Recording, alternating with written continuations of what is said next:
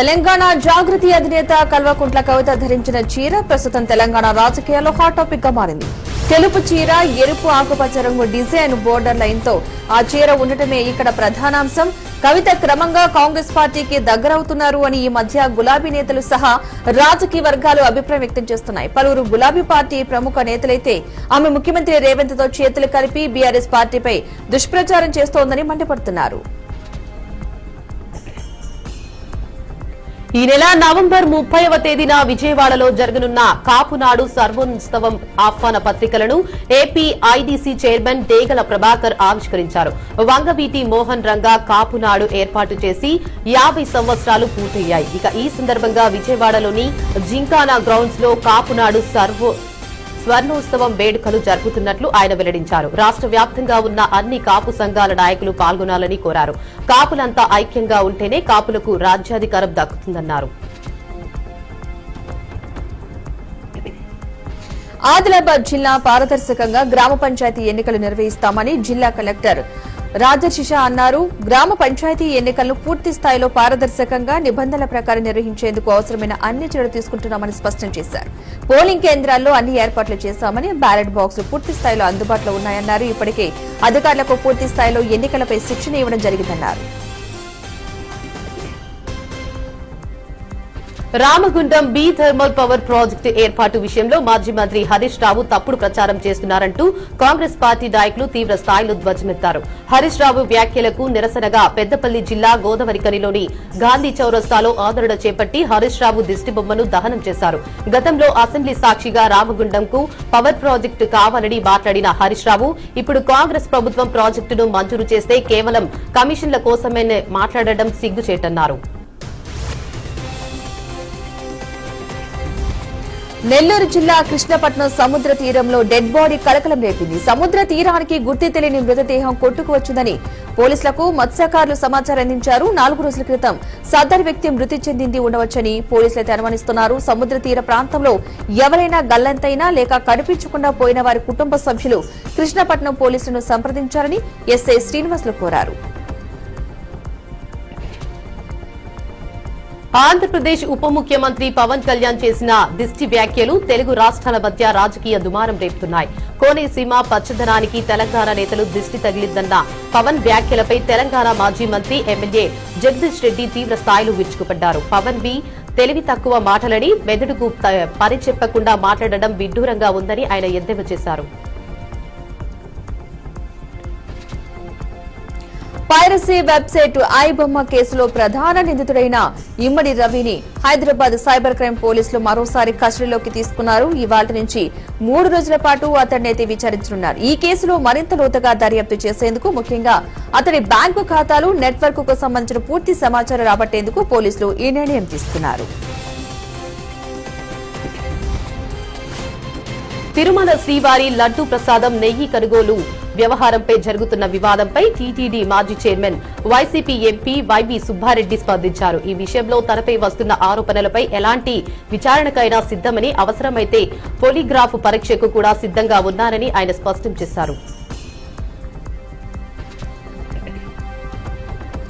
దేశంలోకి అక్రమంగా ప్రవేశించిన వారికి కూడా ఆధార్ కార్డులు అందుతున్నాయని, అలాంటప్పుడు ఆధార్ కార్డుకు ఉన్నంత మాత్రాన వారికి ఓటు హక్కు కూడా కల్పించాలా అని సుప్రీంకోర్టు కీలక ప్రశ్న లేవనెత్తింది. ఆధార్ కార్డు కేవలం సంక్షేమ పథకాల ప్రయోజనాలు ప్రజలకు చేరవేయడానికి మాత్రమేనని, దానిని పౌరసత్వానికి లేదా ఓటు హక్కుకు రుజువుగా పరిగణించలేమని ధర్మాసనం స్పష్టం చేసింది.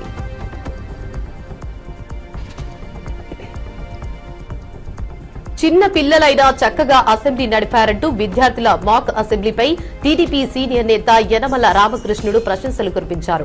వాళ్లను చూసైనా మాజీ ముఖ్యమంత్రి వైసీపీ అధినేత జగన్ ప్రజా సమస్యలపై ఎలా వ్యవహరించాలో నేర్చుకోవాలంటూ హితవు పలికారు. ఇప్పటికైనా అసెంబ్లీకి హాజరై ప్రజా సమస్యలపై చర్చించాలని జగన్ కు సూచించారు.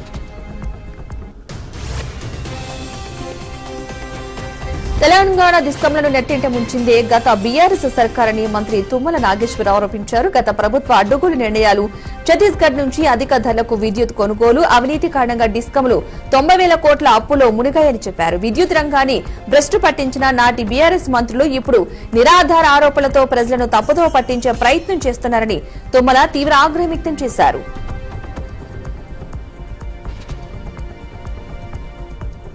రాజధాని అమరావతి కోసం భూములు త్యాగం చేసిన రైతుల సమస్యల పరిష్కారానికి అత్యధిక ప్రాధాన్యం ఇవ్వాలని సీఎం చంద్రబాబు అధికారులను ఆదేశించారు. గత ప్రభుత్వ హయాంలో తీవ్ర ఇబ్బందులు ఎదుర్కొన్న రాజధాని రైతులకు అండగా నిలవాలని, వారికి పూర్తి న్యాయం జరగాలని స్పష్టం చేశారు.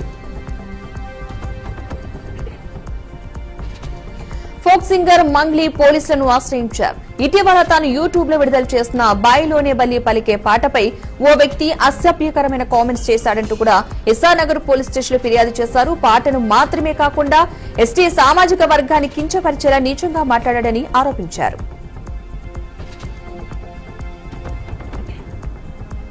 పెద్దపల్లి పట్టణంలోని ఓ ప్రైవేటు పాఠశాలలో విషాదకరమైన సంఘటన చోటు చేసుకుంది.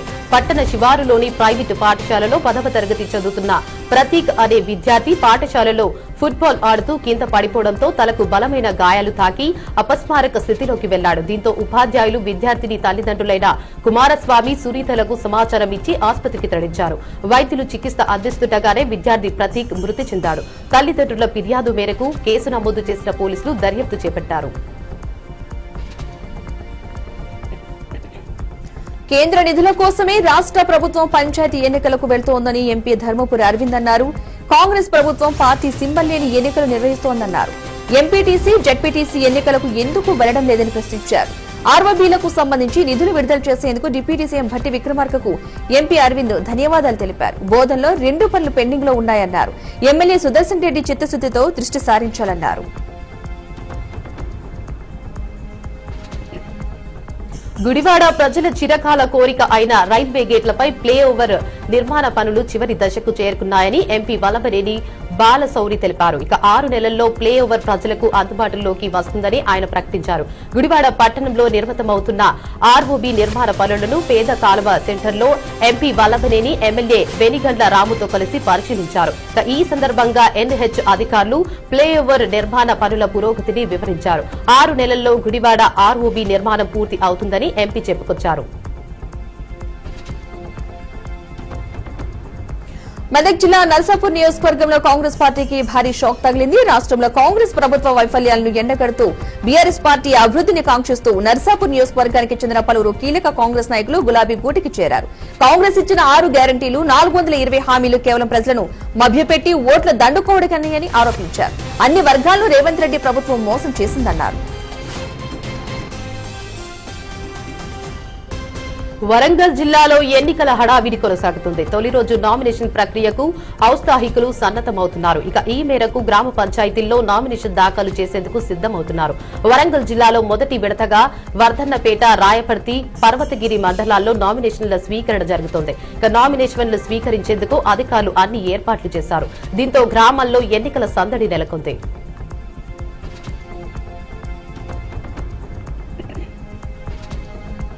నెల్లూరు జిల్లా పాటూరు తూర్పు పల్లిపాలెంలో అగ్ని ప్రమాదం జరిగింది. షార్ట్ సర్క్యూట్ తో మహాలక్ష్మి అమ్మవారి దేవస్థానంలో మంటలు చెలరేగాయి. ఈ ప్రమాదంలో ఆలయంలోని అమ్మవారి వస్త్రాలు, ఆభరణాలు కాలిపోయాయని అర్చకులు తెలిపారు. ఘటనపై పోలీసులు కేసు నమోదు చేసి దర్యాప్తు చేస్తున్నారు.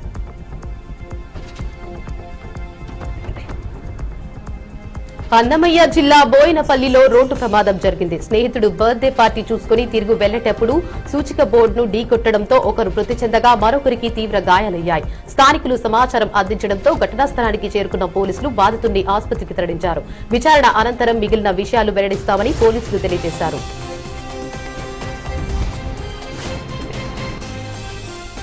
నేరాల నియంత్రణలో భాగంగా నెల్లూరు జిల్లా ఆత్మకూరులో డీఎస్పీ వేణుగోపాల్ కాటన్ సెర్చ్ నిర్వహించారు. నేరాల నియంత్రణ, ఉమెన్స్ సేఫ్టీలో భాగంగా గుర్తు తెలియని వ్యక్తుల సమాచారాన్ని రాబట్టడం, సరైన పత్రాలు లేని వాహనాలను సీజ్ చేయడం జరిగిందన్నారు. అలాగే సరైన పత్రాలు చూపించకపోతే వాహనాలను సీజ్ చేస్తామని డీఎస్పీ హెచ్చరించారు.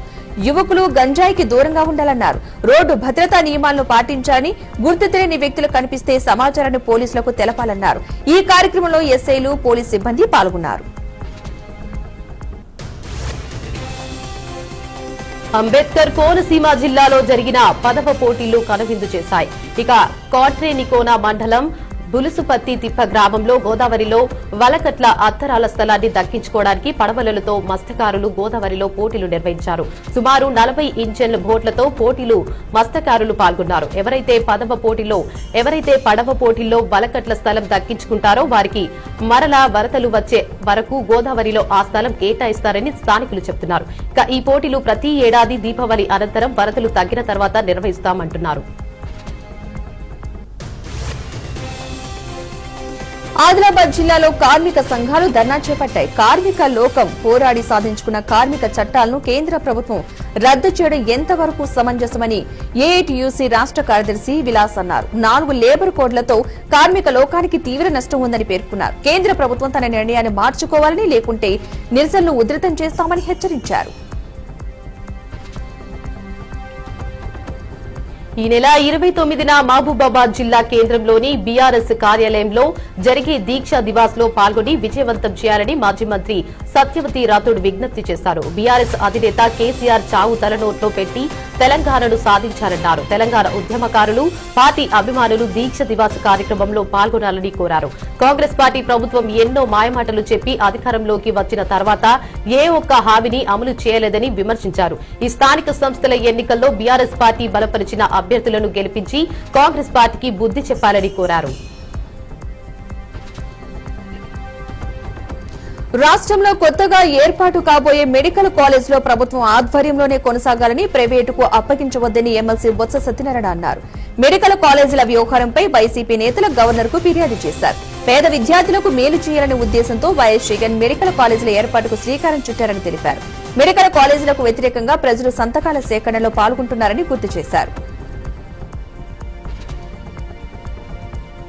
పాకిస్తాన్ మాజీ ప్రధాని ఇమ్రాన్ ఖాన్ ను వెంటనే విడుదల చేయాలని ప్రజాశాంతి పార్టీ అధినేత కేఏ పాల్ ఆ దేశానికి వార్నింగ్ ఇచ్చారు. లేదంటే పాకిస్తాన్ మరింత సంక్షోభాన్ని ఎదుర్కొంటుందని అన్నారు.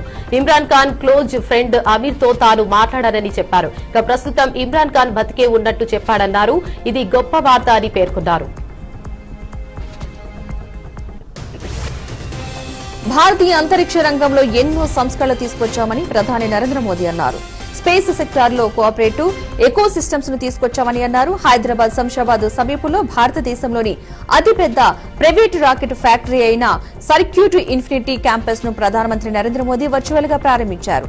సర్క్యూట్ విజయం భారత యువశక్తికి స్ఫూర్తినిస్తోందని, సర్క్యూట్ లాంచింగ్ లో యువతలో నమ్మకం పెరుగుతుందని మోదీ చెప్పుకొచ్చారు.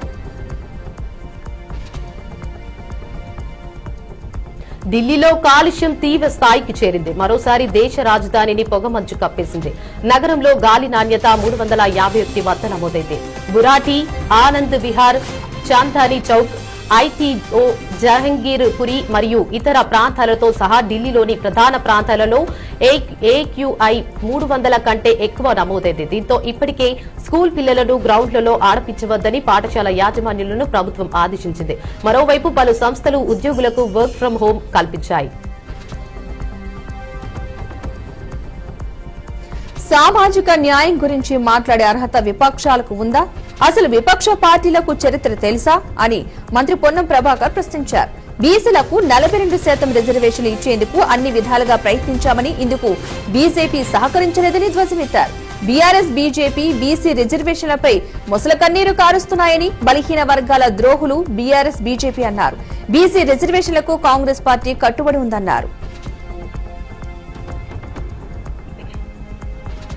హైడ్రా చీఫ్ ఏవీ రంగనాథ్ ను హైకోర్టు హెచ్చరించింది. ప్రత్యక్షంగా కోర్టులో హాజరు కాకపోతే నాన్ బెయిలబుల్ వారెంట్ జారీ చేస్తామని వార్నింగ్ ఇచ్చింది. బతుకమ్మ కుంట వివాదంలో డిసెంబర్ 5వ తేదీలోపు ప్రత్యక్షంగా వచ్చి కోర్టులో హాజరు కావాలని నోటీసులు జారీ చేసింది. కాగా గతంలోనూ తమ ఆదేశాలను హైడ్రా పాటించడం లేదని తెలంగాణ హైకోర్టు ఆగ్రహం వ్యక్తం చేసింది. ఇష్టరాజ్యంగా వ్యవహరిస్తే కోర్టు అధికారం చూపాల్సి వస్తుందని పేర్కొన్నారు. రియల్ ఎస్టేట్ వ్యాపారం కోసమే సీఎం రేవంత్ రెడ్డి జీహెచ్ఎంసీలో శివారు మున్సిపాలిటీలను విలీనం చేయాలని చూస్తున్నారని బీఆర్ఎస్ వర్కింగ్ ప్రెసిడెంట్ కేటీఆర్ విమర్శలు గుప్పించారు. ప్రజల గడప వద్దకు ప్రభుత్వం చేరాలని, కేసీఆర్ పాలనను వికేంద్రీకరిస్తే అధికారం పేరుతో దోచుకోవడాన్నే రేవంత్ రెడ్డి పాలసీగా ఎంచుకున్నారని నిప్పులు చెరిగారు. పారిశ్రామిక వాడలకు చెందిన భూములను అప్పనంగా తన 100 మాగాదులకు కట్టబెట్టేందుకు రేవంత్ రెడ్డి స్కెచ్ వేశారని ధ్వజమెత్తారు.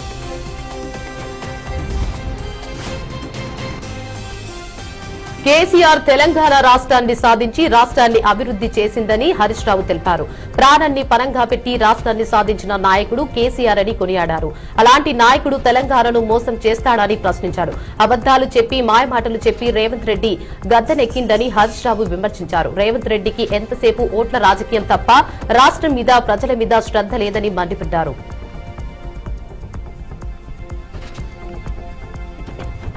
మొక్కజొన్న రైతుల కోసం ప్రభుత్వం ప్రత్యేక చర్యలు తీసుకుంటుందని మంత్రి అచ్చెన్నాయుడు తెలిపారు. మొక్కజొన్న కొనుగోలు అంశంపై వ్యవసాయ శాఖ ఉన్నతాధికారులు ప్రైవేటు సంస్థల ప్రతినిధులతో వీడియో కాన్ఫరెన్స్ నిర్వహించారు. కొనుగోళ్ల విషయంలో కేంద్ర ప్రభుత్వ అనుమతి కోసం ప్రయత్నిస్తున్నట్లుగా తెలిపారు.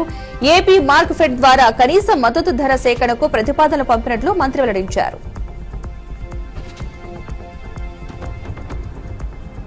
తెలంగాణలో 2015 గ్రూప్ 2 ర్యాంకర్లకు హైకోర్టులో ఊరట లభించింది. గ్రూప్ 2 పై సింగిల్ బెంచ్ ఉత్తర్వులను సీజే ధర్మాసనం సస్పెండ్ చేసింది. ఈ మేరకు మధ్యంతర ఉత్తర్వులు జారీ చేసింది. సింగిల్ బెంచ్ తీర్పును టీజీపీఎస్సీ డివిజన్ బెంచ్ లో సవాల్ చేయగా విచారణ చేపట్టిన ఉన్నత న్యాయస్థానం ఈ మేరకు తీర్పు వెలువరించింది. నగరంలోని పరిశ్రమలను ఓఆర్ఆర్ వెలుపలకు తరలించాలనేది తమ ప్రణాళిక అని మంత్రి ఉత్తమ్ కుమార్ రెడ్డి అన్నారు.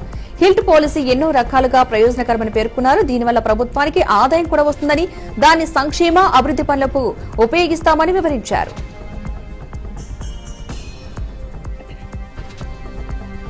రెండు 2025-27 సంవత్సరానికి కేటాయించిన మద్యం షాపులు డిసెంబర్ 1వ తేదీన ప్రారంభం కానున్నాయి. దీనికి మరో 3 రోజుల సమయం మాత్రం ఉండటంతో ఎక్సైజ్ శాఖ నూతన మద్యం షాపులకు లైసెన్స్ జారీ ప్రక్రియ మొదలుపెట్టింది. మద్యం సరఫరాపై కూడా దృష్టి సారించింది. ఎక్సైజ్ అధికారులు బేవరేజెస్ కంపెనీలతో చర్చించినట్లు తెలుస్తోంది.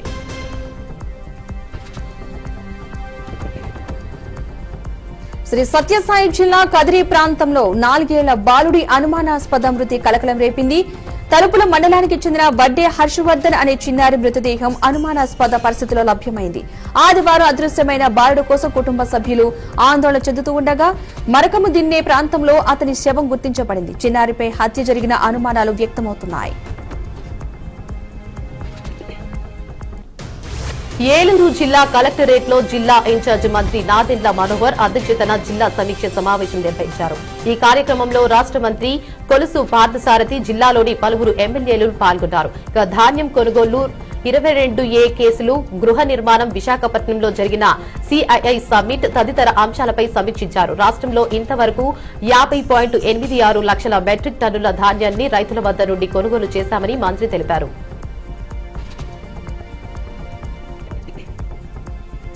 హన్మకొండ జిల్లా వెంకటాపురం వద్ద ఘోర రోడ్డు ప్రమాదం చోటు చేసుకుంది. బైక్ పై వెళ్లిన 2 వ్యక్తులు ఒక డీసీఎం వాహనానికి కొన్నది. ఈ ప్రమాదంలో 2 అక్కడికక్కడే మృతి చెందారు. మృతులు యాకూబ్ వెంకటరెడ్డిగా గుర్తించబడ్డాయి. ఇక పోలీసులు కేసు నమోదు చేసి దర్యాప్తు చేపట్టారు. కర్ణాటక సీఎం వివాదంపై ఎట్టకేలకు కాంగ్రెస్ అధిష్టానం స్పందించింది. త్వరలోనే ఈ ప్రతిష్టంభనకు ముగింపు పలకబోతున్నట్లు ఏఐసీసీ అధ్యక్షుడు మల్లికార్జున ఖర్గే తెలిపారు. త్వరలోనే పార్టీ అగ్రనేతలతో కలిసి సమావేశం నిర్వహిస్తామని, ఆ మీటింగ్ లో ఈ వివాదానికి ముగింపు పలుకుతామని ఖర్గే పేర్కొన్నారు.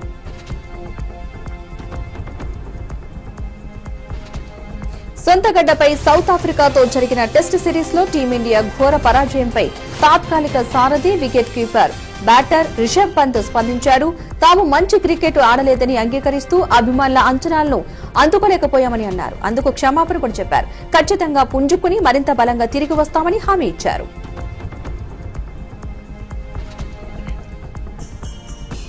భారత స్టార్ మహిళా cricketer Jemimah Rodrigues women's Big Bash League లో ఈ సీజన్ లో మిగిలిన మ్యాచ్లకు అందుబాటులో ఉండటం లేదు. తన సహచర క్రీడాకారిణి స్మృతి మద్దాన కుటుంబానికి మద్దతుగా నిలిచేందుకు ఆమె భారత్ లోనే ఉండిపోవాలని నిర్ణయించుకుంది. ఈ మేరకు ఆమె విజ్ఞప్తిని గౌరవిస్తున్నట్లు బ్రిస్టేన్ హీట్ ఫ్రాంచైజీ అధికారికంగా ప్రకటించింది.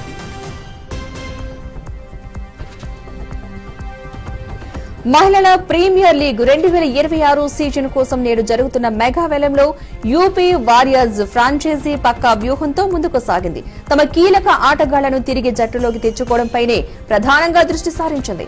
ఇందులో భాగంగా భారత స్టార్ ఆల్రౌండర్ దీప్తి శర్మను రికార్డు స్థాయిలో 3.2 కోట్లు వెచ్చించి రైట్ టు మ్యాచ్ కార్డు ద్వారా నిలబెట్టుకుంది.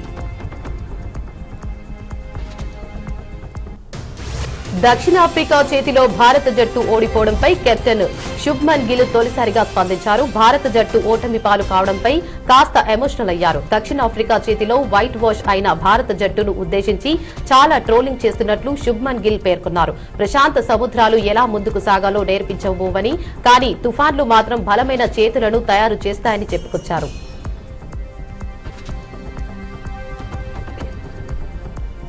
సామాజిక మాధ్యమాల్లో అప్లోడ్ చేసే కంటెంట్ కు ఎవరో ఒకరు తప్పనిసరిగా బాధ్యత వహించాలని సుప్రీంకోర్టు స్పష్టం చేసింది.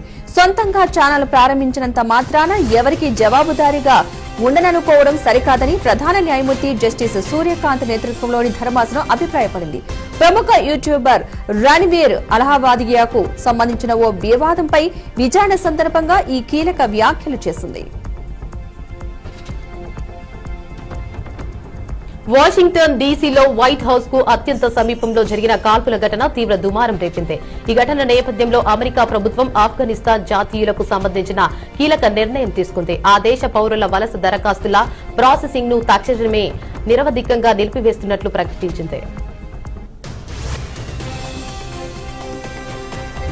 ఇండోనేషియాలో ఈ ఉదయం భారీ భూకంపం సంభవించింది. సుమత్రా దీవిలోని ఎస్ ప్రావిన్స్ సమీపంలో భూమి తీవ్రంగా కంపించినట్లు ఇండోనేషియా వాతావరణ క్లైమటాలజీ జియోఫిక్స్ ఏజెన్సీ వెల్లడించింది. రిక్టర్ స్కేల్ పై భూకంప తీవ్రత 6.3గా నమోదైనట్లు అధికారులు ధృవీకరించారు. బంగ్లాదేశ్ మాజీ ప్రధాని షేక్ హసీనాను తమకు అప్పగించారంటూ ఆ దేశ తాత్కాలిక ప్రభుత్వం చేసిన అభ్యర్థన అందిందని, దానిని పరిశీలిస్తున్నామని భారత్ అధికారికంగా వెల్లడించింది. బంగ్లాదేశ్ ప్రజల ప్రయోజనాలకు, ఆ దేశంలో శాంతి, ప్రజాస్వామ్య స్థాపనకు కట్టుబడి ఉన్నామని స్పష్టం చేసింది. Team India head coach Gautam Gambhir ను పదవి నుంచి తొలగిస్తారంటూ వస్తున్న ఊహాగానాలకు బీసీసీఐ వర్గాలు తెరదించాయి. దక్షిణాఫ్రికాతో స్వదేశంలో జరిగిన టెస్టు సిరీస్ ను 0-2 తేడాతో కోల్పోయిన నేపథ్యంలో గంభీర్ పై వేటు వేస్తారనే ప్రచారం జరిగింది. అయితే ప్రస్తుతానికి అలాంటి ఆలోచన ఏదీ లేదని, అతనికి పూర్తి మద్దతుగా నిలుస్తామని బోర్డు వర్గాలు స్పష్టం చేశాయి.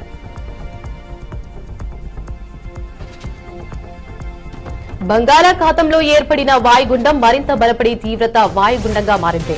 నైరుతి బంగాళాఖాతంలో శ్రీలంక తీరానికి సమీపంలోనే కేంద్రీకృతమైన ఈ వాయుగుండం రాబోయే 12 గంటల్లో తుఫానుగా మారే అవకాశం ఉందని విపత్తుల నిర్వహణ సంస్థ వెల్లడించింది. దీని ప్రభావంతో ఆంధ్రప్రదేశ్లోని పలు ప్రాంతాల్లో భారీ వర్షాలు కురిసే అవకాశం ఉందని హెచ్చరించింది.